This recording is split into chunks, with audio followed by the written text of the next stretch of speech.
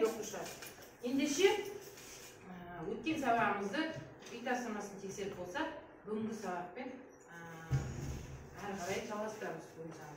Пайдалы қазба дегеніміз не болып сонда?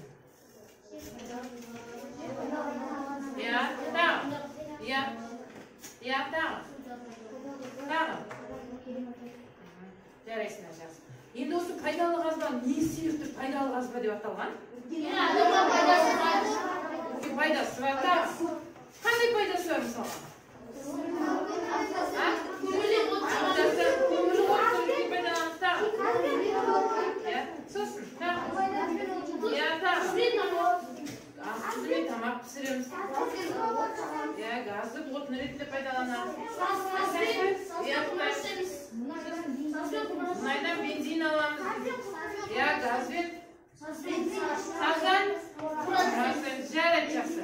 Яғни бізге пайдалы қазбаның маңызы өте зор екен. Пайдалы қазба атта айтып тұр, бізге олар өте пайдалы екен. Енді осы пайдалы қазбалардың неше түрі болады деді мен балалар? Үш түрі қандай? Жанардың пайдалы қазбалар, кенді пайдалы қазбалар, кенсіз пайдалы. Енді жанардың пайдалы қазбалар, яғни органикалық шөгінді тау жыныстарына нелер жатады? Мұнай, газ, көмір мен уран жатады.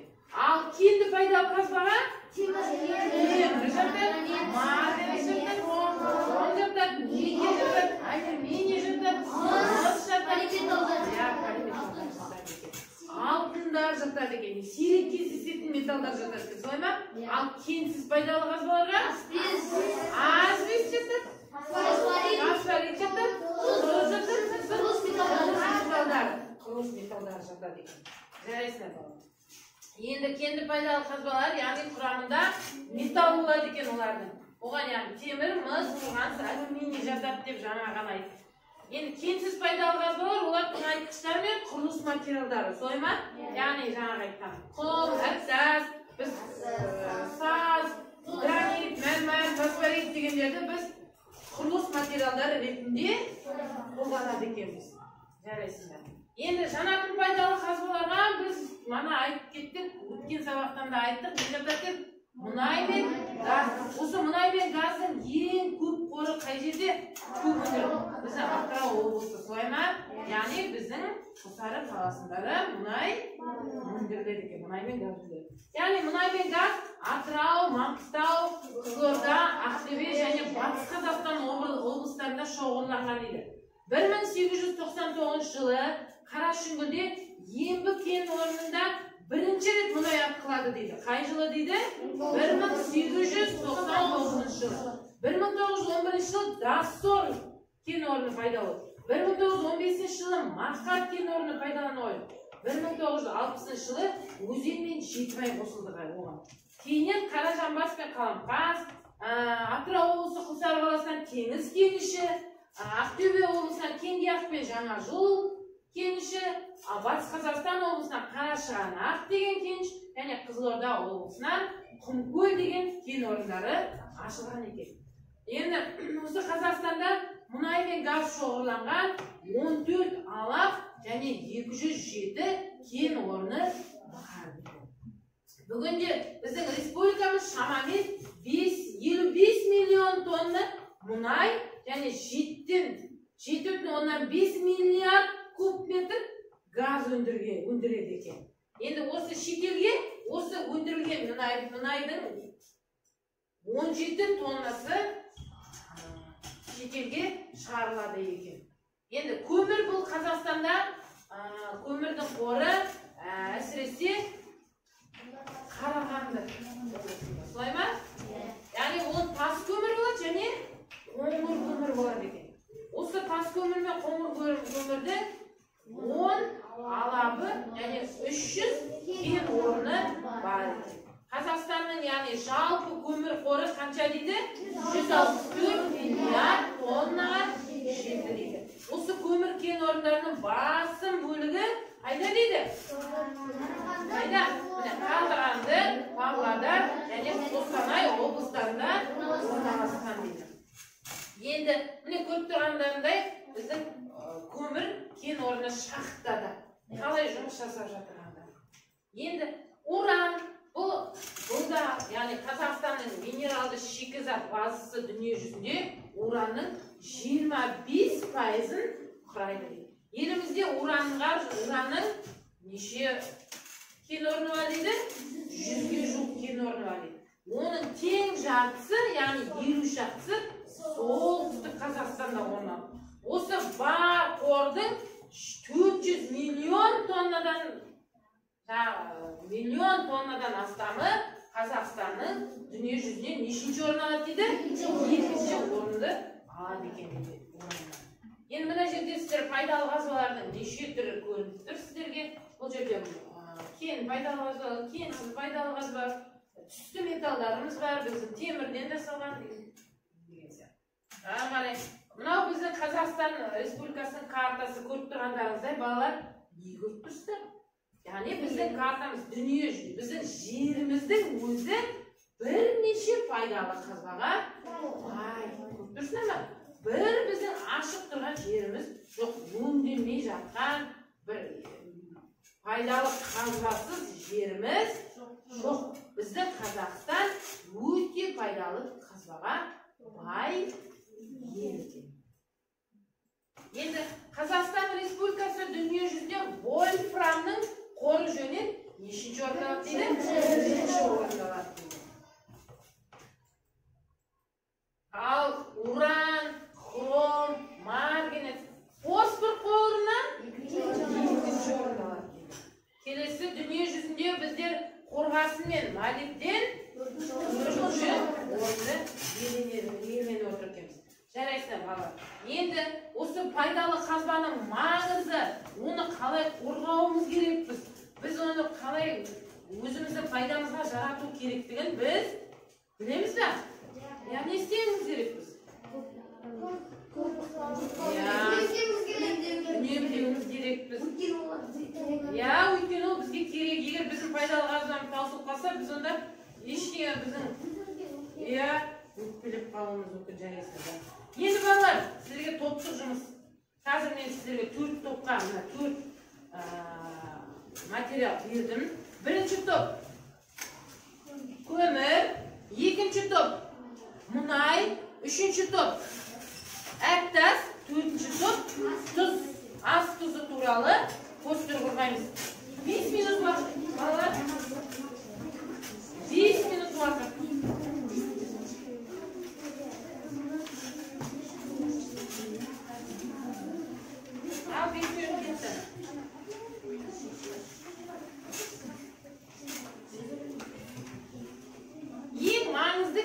Керекті деген мәлімет жазамыз, балалар.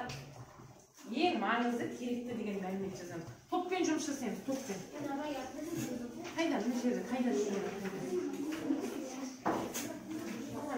Маркерлерің қайда?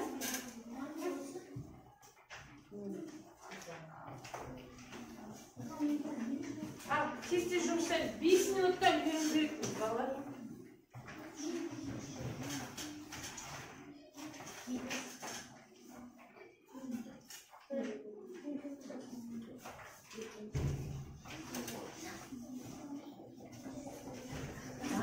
Маңызды, ең қажетті деген мәліметті аламыз.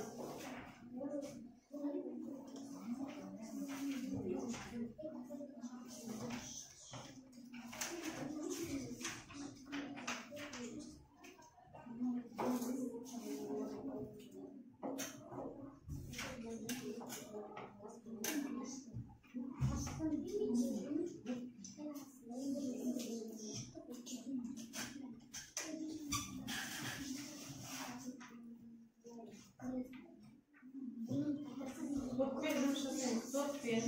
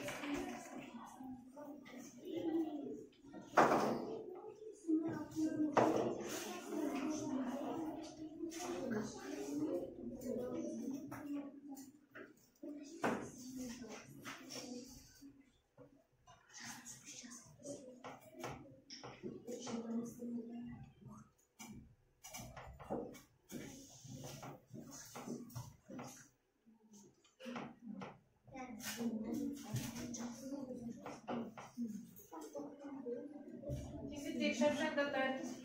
Уақытты тиімді пайдаланайық.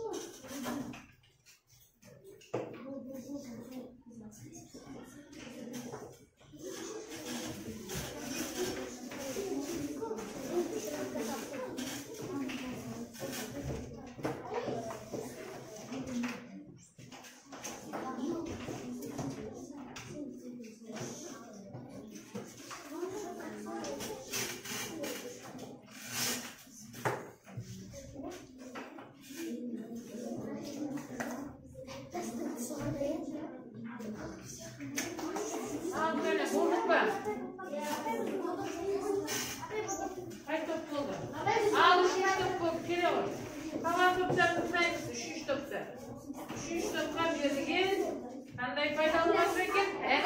Al, so'rab ne aytar ekan? Qanday?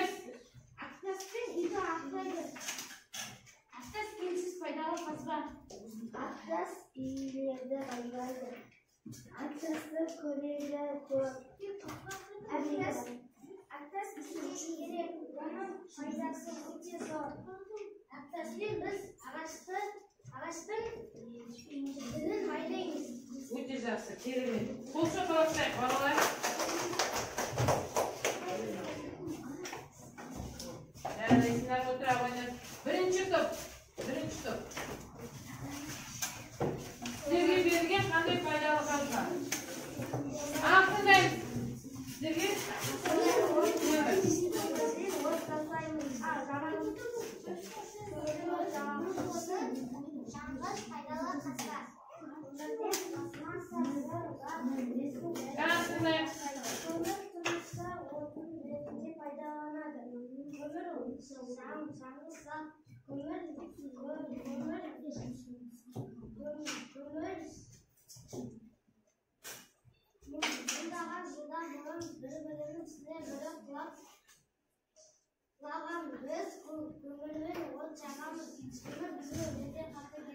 Өте жақсы, керемет. Көмір туралы көптеген мәлімет берейін. Қол шапалақтайық.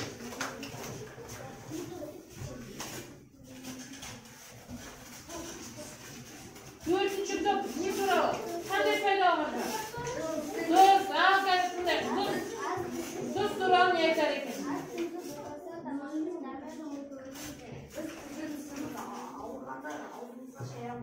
Ас тұзы кенсіз пайдалы қазбаға жатады. Тұзды біз тамаққа қосамыз. Ашқы тұзы керек болады, оның ені зор, тамаққа қосамыз. Ас тұзы бізге керек. Өте жақсы, керемет ал. Қол шапалақтайық.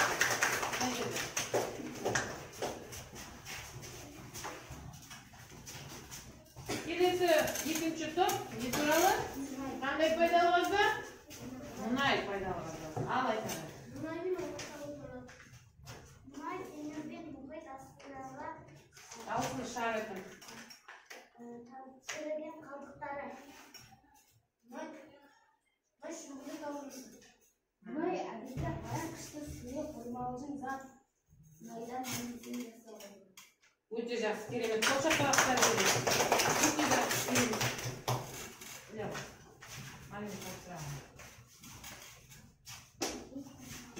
Онымен біз балалар пайдалы қазбаларды қалай алынатынын және қандай пайдасы бар екен, қандай маңызы бар екенін білдік. Жарайсыздар балалар. Енді қазір бізде келесі әдісіміздің түрі ол ашық микрофон деп аталады. Ашық микрофон деген қалай пайдаланады? Қазір мен бір оқушыға микрофонды ұсынамын. Сол оқушы өзінің сұрағын кімге жолдайтынын, кімге қойғысы келетінін айтады, және сол сұрақты қояды. Ал келесі оқушы сол сұраққа жауабын айтуы керек. Жарай ма? Жақсы, онда мен қазір микрофонды Нұрайға берейін. Нұрай өзінің сұрағын кімге қояды? Мейіржанға қояды. Мұқият тыңда. Тұз бен сазды қай жерден алады? Тұз бен сазды... Микрофон бере алады. Тұз бен сазды суларда, су көп жерлерден алады. Дұрыс па? Ашық әдіспен. Дұрыс па? Жарайсың. Қол шоғайық Мейіржанға. Мейіржан сұрағын кімге қояды? Мирасқа қойғым келіп тұр ма? Ал жарайды. Гранит, мәрмәр, фосфорит, ас тұзы. Олар қандай пайдалы қазбаға жатады? Мирасын жей шығарыш. Қандай пайдалы қазбаға? Кенсіз пайдалы қазбаға жатады. Дұрыс па? Дұрыс. Қол соғайық Мирасқа. Мира ортаға шыға қой. Сен өз сұрағыңды кімге қойғым келіп тұр? Нәбиге қойғым. Нәбиге қойғым келіп тұр ма? Ал жарайды. Нәби. Көмір, мұнай, газ, уран қандай пайдалы қазба? Яндыс. Микрофонды бере ал. Яндыс пайдалы қазба. Дұрыс па? Жарайсың. Қол соғайық Нәбиге. Нәби ортаға шыға. Сен сұрағыңды Мен сұрағымды Жансая қойғым келіп. Жансаяға ал жарайды. Әлемде темір қоры көп мемлекет таптырды. Қарағанды және Кендерлік. Темір қоры мол жер. Жоқ. Қай мемлекет? Бразилия. Бразилия дейді. Жарайды, жақсы. Алтын мен күмістен не жасайды? Алтын мен күмістен не жасаймыз? Алтын мен күмістен Көріп көрдің ба алтын мен күмісті? Иә. Не көрдің енді алтын мен күмісті? Кім көмектеседі Нәбиге? Оразбек көмектесем дейді, Оразбек. Әшекей бұйымдары дұрыс айтасың, солай ма? Қандай әшекей бұйымдарын білесің? Нәби, қандай әшекей бұйым? Сырға, жүзік, тағы басқа. Оны кімдер тағады?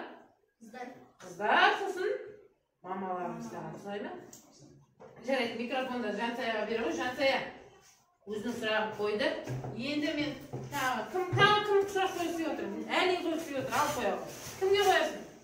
Мен Мұстафаға қоямын. Мұстафаға алып қояғы. Мұстафа, кімді? Қазақтың тұңғыш геологы кім? Қазақтың тұңғыш геологы